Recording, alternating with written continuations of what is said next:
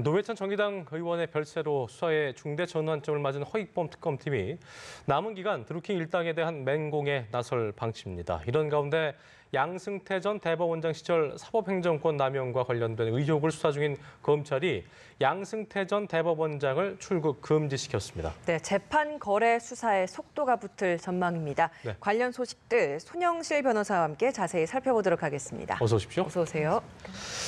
자, 어제 참 충격적인 일이었죠. 노회찬 의원의 별세 이후에 드루킹 특검의 수사 방향이 어떻게 될 것인가에 참 관심이 모아졌는데 일단 특검의 수사 기조가 좀 바뀌었다는 말이 나오고 있는 것이 드루킹 김모 씨의 어떤 협조와 관계없이 강국 모드로 좀 나가겠다 이런 말이 들리더라고요. 어떤 얘기일까요? 예, 일반적으로 이 특검이 시작을 할 때는 충분히 이제 일반인들이든 수사기관에서 예상을 했던 것이 어떤 정치인이 있고 어떤 대가를 지불해서 드루킹이라는 조직이 그 정치인을 도와서 댓글 조작, 여론 조작을 했을 것이다라는 기조에서 출발을 했지 않습니까? 네. 그렇다면은 그 정치권에서 돈이 흘러가야 맞는데 막상 수사를 하다 보니까 그 역으로 도모 변호사라는 분으로부터 노회찬 이제 망인한테 돈이 흘러간 정황이 나왔다는 거죠. 그러면서 지금 예전에 드루킹이 1년 전에 어떤 협박성 멘트를 지금 날린 것 가만두지 않겠다는 예.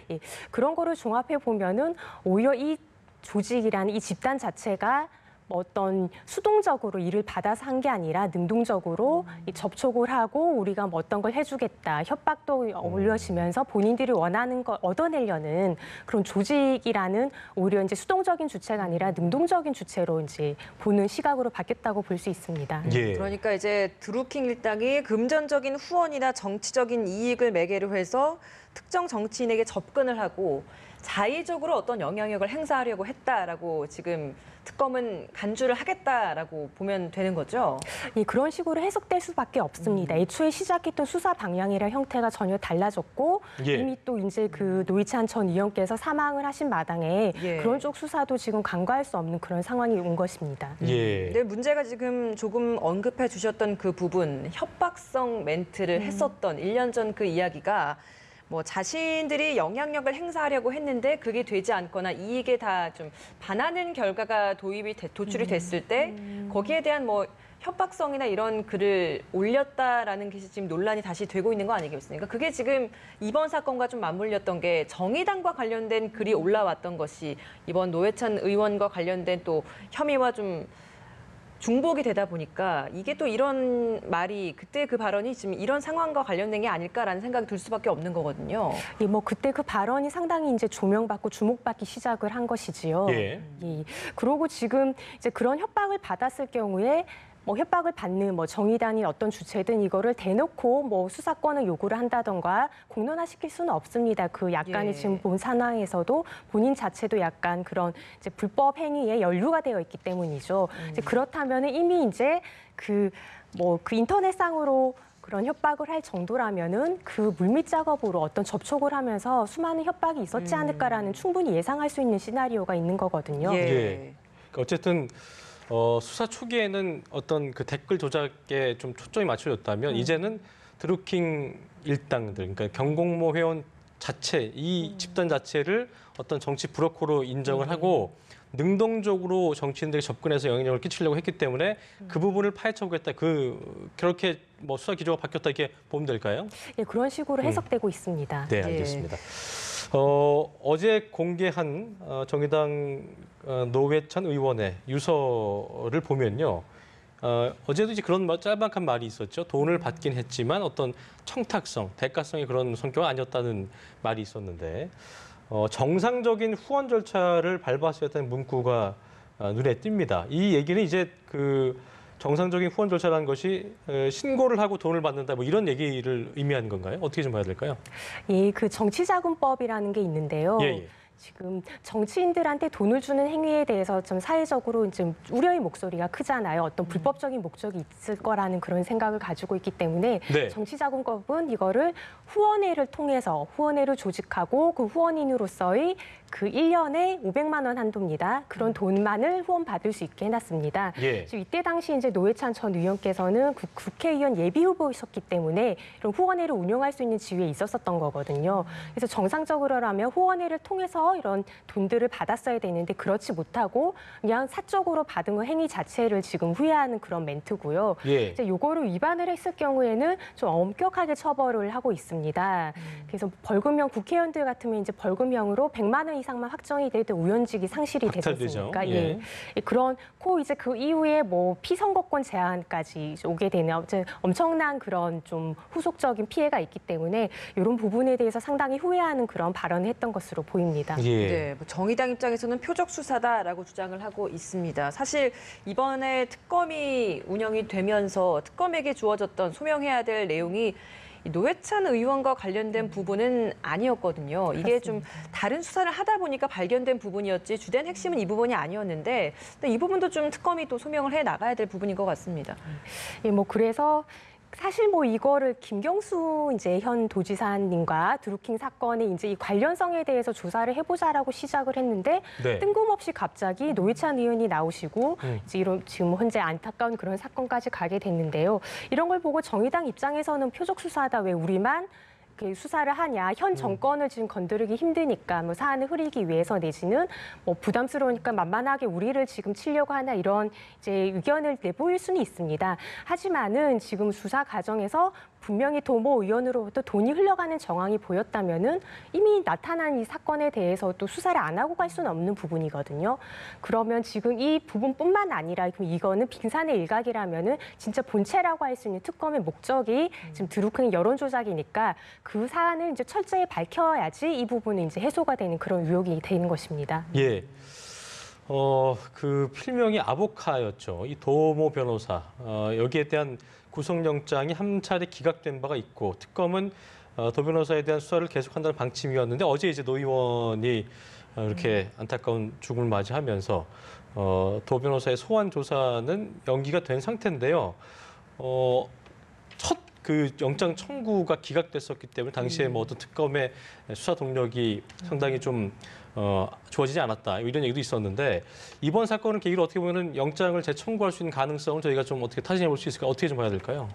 예, 뭐 어쨌든 뭐 사망을 하시기는 했지만 유서상으로 돈을 받았다라는 사실을 인정을 한 부분이 있고요. 예. 그렇다면 돈이 이제 정치자금 수수법 불법 정치자금은 이제 수사하는 행위를 막는 그 법률 자체에서 돈을 받은 사람뿐만 아니라 준 사람도 처벌을 하게 되어 있습니다. 그렇다면 범죄 혐의에 대해서 이미 이제 그 입증할 수 있는 증거가 나온 상황이기 때문에 이 부분을 추가로 보강을 해가지고 그 구속영장을 청구를 할 수밖에 없는 상황이라고 보입니다. 예, 예. 알겠습니다. 네, 이번에는 사법부 재판거래 의혹에 대해서 좀 살펴보도록 하겠습니다. 네. 검찰이 임종원 전 법원행정처 차장의 자택을 압수수색을 했고 여기서 USB가 나왔는데 이게 지금 굉장한 파문을 일으키고 있는 상황이거든요. 뭐 이걸 가지고 그랬는지 아니면 또 압수수색 과정에서 어떤 증거가 발견이 됐는지 어쨌든 압수수색 이후에 양승태 전 대법원장 그리고 박병대 전 법원행정처장을 출국 금지시키지 않았습니까? 뭐 압수수색 과정에서 윗선에까지 연루된 어떤 정황이 나왔다라고 봐야겠죠. 네, 뭐 애초에 그 법원 내부에서 했었던 특별조사위원회의 조사 결과에서도 이런 정황들이 담긴 문건들이 많이 쏟아져 나왔습니다.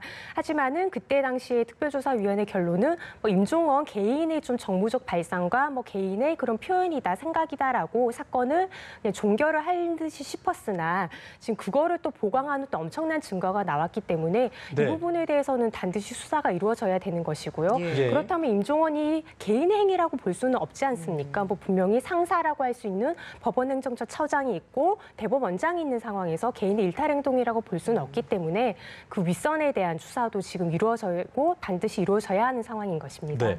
임 전 차장이 숨겨뒀던 아까 말씀드린 그 USB를 검찰이 확보를 해서 분석하는 과정에 이제 수사가 탄력을 받는 모습인 것 같은데 일단 USB 안에 들어있는 내용들 다시 한번 짚어보면 좋을 것 같습니다. 어떤 내용들 좀 이렇게 포함되어 있다 좀 저희가 좀 봐야 될까요? 예.